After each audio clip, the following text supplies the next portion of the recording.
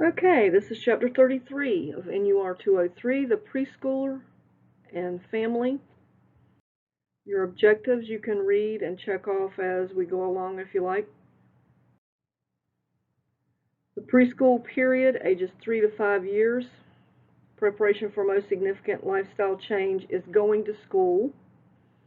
Cooperation, interaction with other children.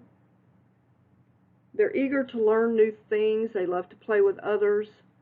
There's no longer a short, squatty little toddler. Now they're taller and more slender in their appearance, and they have experienced a brief, prolonged separation. Use of language for mental symbolization and increased attention span and memory. So walking, running, and jumping should be well established by age 3. They can ride a tricycle, walk on their tiptoes, and balance on one foot for a few seconds. Don't forget to remember that only walking on their tiptoes and not walking normally should be brought to a doctor's attention.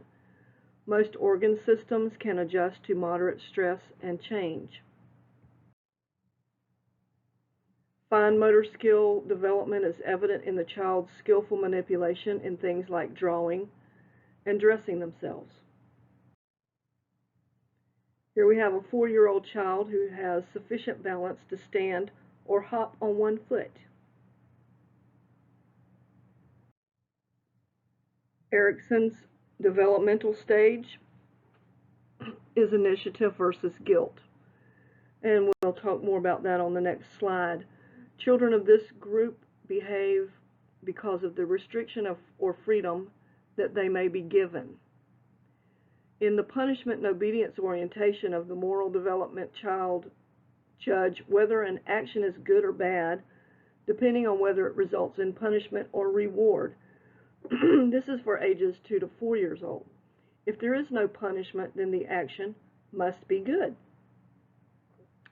For approximately age 4 to 7 years old, children are in the naive instrumental orientation phase, where the actions are directed toward satisfying their own needs and less frequently the needs of others. And they will have a concrete sense of judgment and fairness during this period of development. This is a slide depicting Erikson's stage of psychosocial development, and you need to commit this to memory. I promise you, you're going to have to use it on HESI, on boards, on your exit exams. You're going to see some of these stages.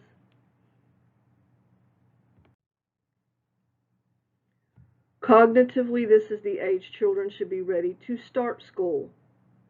So they should be typically age 5 to 6 when they do kindergarten to first year, and they should be scholastically ready.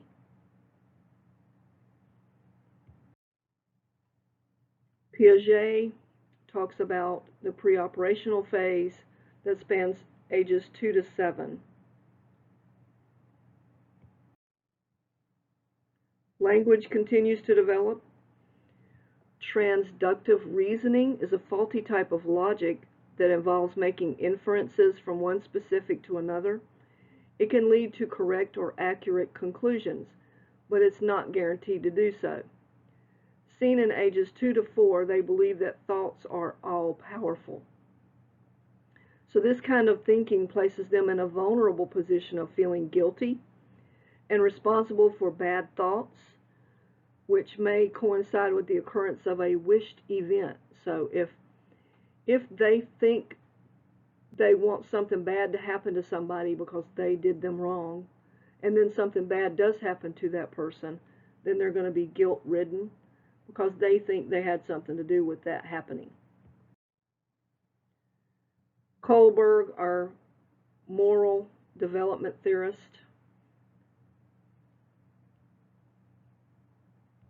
is basic level of moral judgment, punishment and obedience orientation, naive instrumental orientation, and a very concrete sense of justice and fairness. Spiritual development. Learning to be spiritual helps a child learn to cope during stressful situations, and consequently this carries over to adulthood.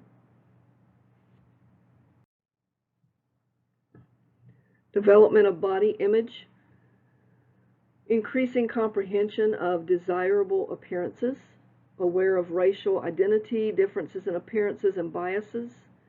Poorly defined body boundaries, though. Children fear that if their skin is broken, all their blood and insides will leak out. So make sure you have lots of Band-Aids around. It's important during this time to comfort and relax the child's stress over even the smallest injury.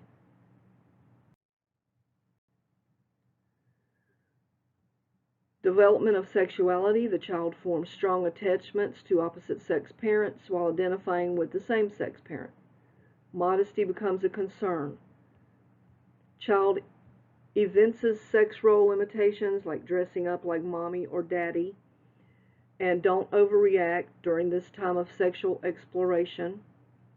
If it feels good to them, therefore they're going to do things that we may think are not correct or not right, but this is, girls and boys both have sensitivity in their genital area during this time, so try not to overreact. Social development, separation, individuation process is complete. Stranger anxiety and fear of separation from parents are overcome. Parental security and guidance are still needed. Security is derived from familiar objects. Play therapy is beneficial for working through their fears, anxieties, and fantasies. Language becomes more sophisticated. From ages 4 to 5, sentences of 4 to 5 words are all used with all parts of speech and conveys a message to the listener. This age does an awful lot of talking about nothing, but it's important to them and we should listen. They are fun conversationalists, and in fact, age 4 is when they tell some really tall tales. Preschoolers enjoy friends and often use nonverbal messages to communicate, so they kind of create their own little private language. Age 4, the tall tales and lies, they tell stories about things that happened, and they're so convincing that you almost believe them, and then you realize, wait a minute, that's not possible. So usually they're very helpful around the house and follow simple commands well, but they talk incessantly. The child may begin to challenge the family's code of conduct. They're going to call you out on things. Most preschoolers are able to dress themselves but need help with more difficult items of clothing. See page 908 and discuss imaginary playmates. The imaginary playmates especially happen in a one-child household. They'll create an imaginary playmate because they're lonely. They want somebody to play with. And they talk to them all the time. They take them to dinner with them. They take them in the car with them. But my 9-year-old granddaughter had imaginary playmates until her sister came along. Actually, until she started school, because when she started kindergarten, the teacher had to call her mama and tell her to please have Madison leave her imaginary playmates at home. So she had to learn that the imaginary playmates are not acceptable in social surroundings. They love to do dramatic play and mutual play. Preschoolers enjoy play activities that promote motor skills, such as jumping and running. Water play is a very exciting activity for preschoolers. Imaginative and imitative play is typical for preschoolers. Coping with concerns related to normal growth and development, preschool and kindergarten experience. You can go to this website here for a model for optimal care of small children. The developmental screening tools may or may not be used at the school that you're putting your child in. Thorough hand washing is the single most effective way to prevent infection. And these children are taught this in daycare, in kindergarten, and that's a very good thing for them to know right now. Sex education. This is information that helps ascertain what the child wants to know. Use correct anatomic words. Be honest. Prepare yourself as a parent for the question from the 4-year-old, where do babies come from? And the Sexuality Information and Education Council of the United States has a website for information that helps with these sensitive questions. Masturbation is common at approximately 4 years of age, and don't overreact. It's a private act. We've said this before. Fears, one of the most common fears for children, well, the most common fears for children are listed here. I don't know how a child would know about castration. That's a terrible thing to threaten a little boy about, but apparently that made the list.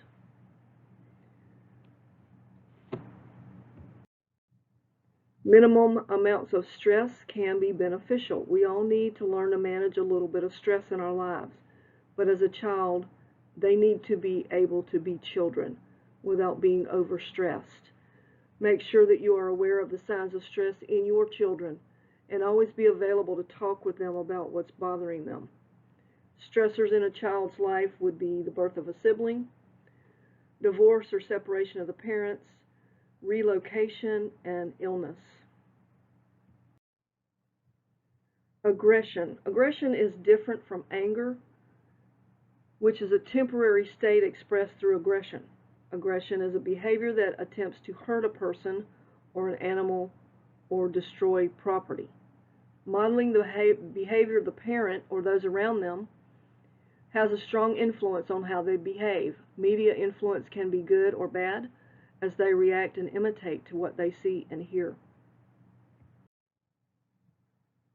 Prevention and early detection is key in helping the child who has speech problems. Referral for evaluation and detection can prevent delays in progress from entering school. The Denver Articulation Screening Exam is an excellent tool, and your pediatrician can send you to a center where this can be done and follow up with therapy as needed.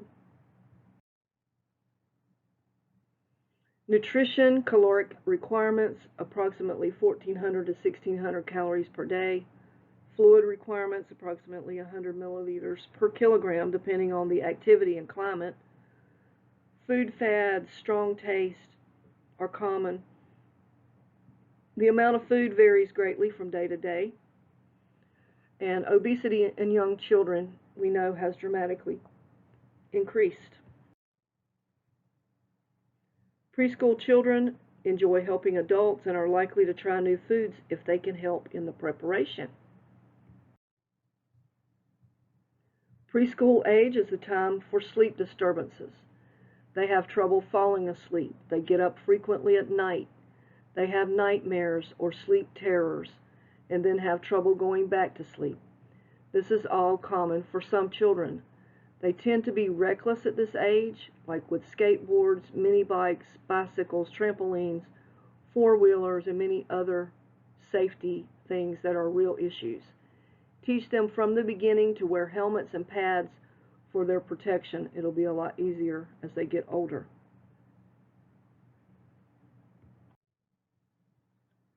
Thorough assessment of sleep problems.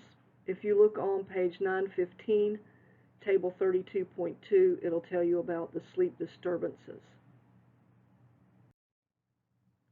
Dental health. Trauma to the teeth during this age is common, and prompt evaluation by a dentist must be sought.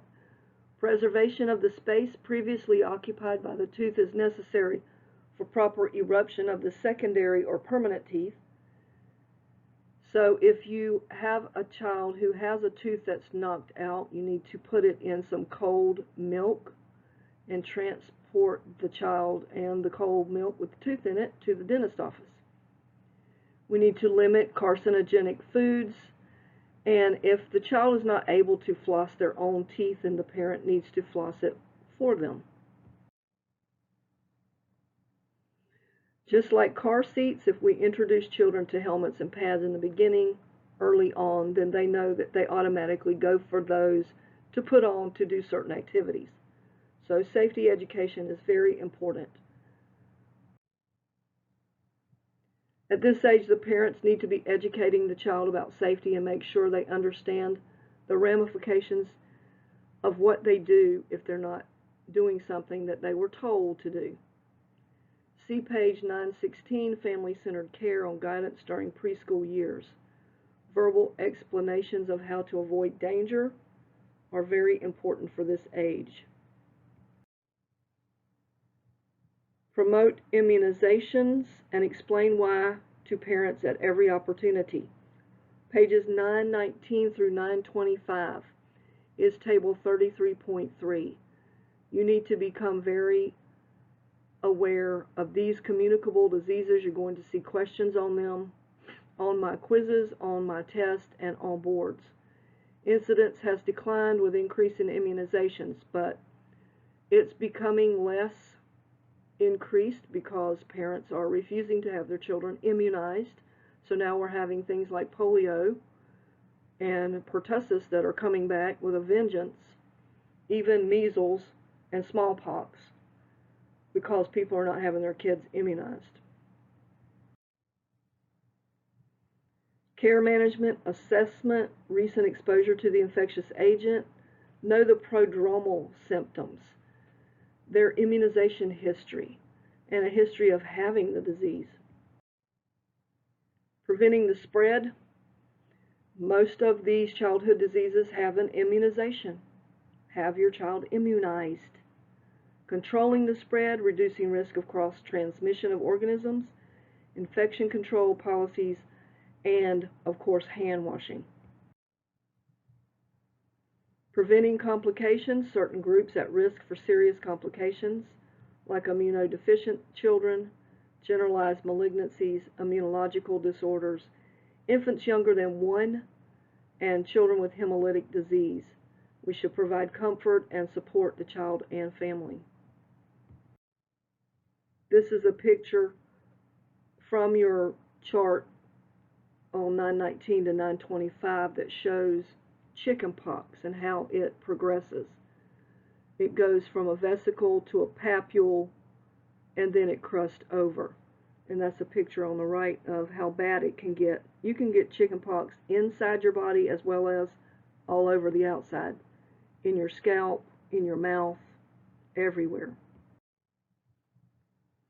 This is a cluster of white lesions on the buccal mucosa that appear 2 to 3 days before the measles break out, and they're called Koplik spots.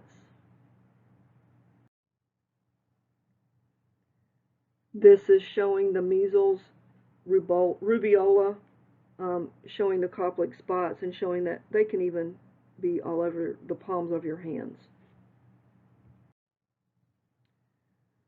This is Fifth's disease. It's on page 920. It's called erythema infectiosum. It's also referred to in a HESI question as the face-slapped appearance, describing the red, rosy cheeks. This one is scarlet fever or streptococcal pharyngitis. With scarlet fever, you can have either a white strawberry tongue that has little like pinpoints all over it, or a red strawberry tongue that looks like a strawberry with the little pricklies all over it. This is rubella, German measles, which we have a vaccine for. And you can see clearly this is a different type of rash. It's more grouped together. Giardias is the most common intestinal parasitic pathogen in the United States. It comes from contaminated water, especially in mountain lakes and streams, swimming pools, and wading pools frequented by diapered infants. Person-to-person transmission is the most likely way to pass it on. Drugs of choice for treatment include Flagyl, Tindamax, and Alina. Education by nurses is very important to prevent this in the communities. Discourage children from swimming in stagnant bodies of water where you know other infected children have been. See page 918, box 33.1 for the clinical manifestations of Giardias. Enterobiasis is pinworms. Diagnostic evaluation is done by the child will usually complain of an itchy poo-poo hole or anus or rectum or whatever you taught them to call it. You'll see them scratching. If you at night put some Scotch tape across their rectum and go back and check in a little while, you may see the pinworms have crawled out onto the tape, and that is a definitive way to prove that they have pinworms. Of course, if you take them to the doctor, they're going to do a swab and they'll find the eggs and possibly pinworms too. They have medicine to treat this with, so you want to make sure you get it treated. Intentional physical abuse or neglect, 17%. This is child maltreatment. Emotional abuse or neglect, 8%. Sexual abuse of children, 9%, usually by an adult. And children younger than 1 year have the highest rate of child maltreatment. Child neglect is the most common form of maltreatment. Why are children under age 1 the most abused children? Well, because they get left with a lot of different people, and even the parents are overstressed sometimes, and they forget that they can just go lay them down. These are less than 1-year-old children. They get fussy, they get obstinate, they cry a lot, they get sick. And when you get overstressed, just you take a time out for a minute. Give the child a break from you and you a break from them. So just give yourself a break. Emotional neglect, lack of affection, attention, and emotional nurturance. Emotional abuse or psychological maltreatment is the destruction or impairment of a child's self-esteem. Physical abuse, like abusive head trauma. Abusive head trauma is a serious form of physical abuse caused by violent shaking of infants and young children. There's a slide following this one that will show you about shaken baby syndrome. Munchausen syndrome by proxy is also known as medical child abuse or factitious disorder by proxy. It is a rare but serious form of child abuse in which caregivers deliberately exaggerate or fabricate their child's symptoms and histories or induce symptoms to get attention. Questions must be asked to determine if the child is a victim of MSBP. Is the child's condition consistent with reported history? Does diagnostic evidence support the reported history? Has anyone other than the caregiver witnessed the symptoms? And is treatment being provided primarily because of the caregiver's demands? Child maltreatment happens more with younger parents and in single-parent families. Race, ethnicity, and culture seems to have little to do with it. Younger children seem to be abused or neglected more, as well as those who are disabled or chronically ill.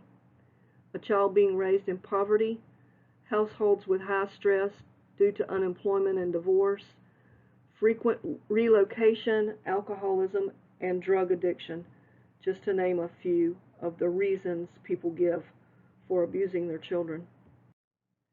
This picture is depicting what happens in shaken baby syndrome. At least 1 in 4 shaken babies die. Those that survive may experience blindness, cerebral palsy, intellectual developmental delays, seizures, and other conditions. Even 1 or 2 shakes can be devastating to a baby's brain. People can be sent to prison, and should be, for shaking a baby. Deliberate infliction of physical injury on a child is your maltreatment, called physical abuse. Shaken baby syndrome, abusive head trauma, violent shaking of an infant or young child.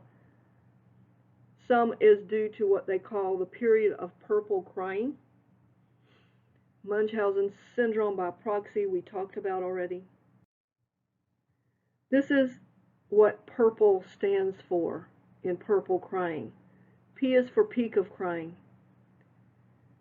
Your baby may cry for more each week, the most at 2 months, then less at 3 to 5 months. Unexpected is what the U stands for. Crying can come and go, and you don't know why. The R means resist soothing. Your baby may not stop crying no matter what you try. The next P is for pain-like face. A crying baby may look like they are in pain, even when they're not. The L is for long-lasting. Crying can last as much as 5 hours a day or more. The E is for evening. Your baby may cry more in the late afternoon or evening. Purple crying is associated with a colicky baby because it seems to come around about the same time as colic.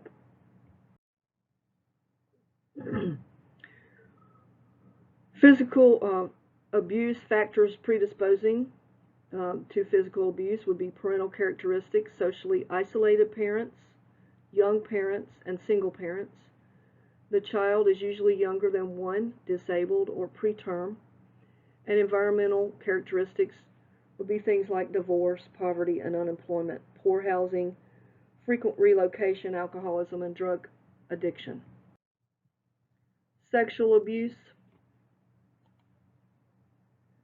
Characteristics of abusers and victims. Initiation and perpetuation of sexual abuse. Characteristics of the abusers. They are usually somebody that you know, somebody that the child knows. Interprofessional care of the maltreated child, caregiver-child interaction, history and interview. Child physical abuse, neglect, and emotional abuse sometimes accompany sexual abuse.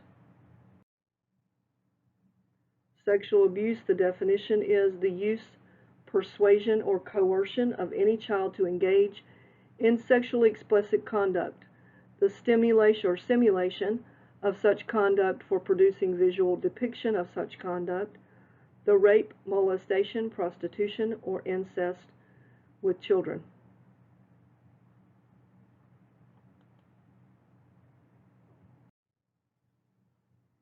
Identification of abusive situations as early as possible, documentation of history pertaining to the incident, a thorough physical examination, observation of caregiver-child interactions, and protection of the child from further abuse.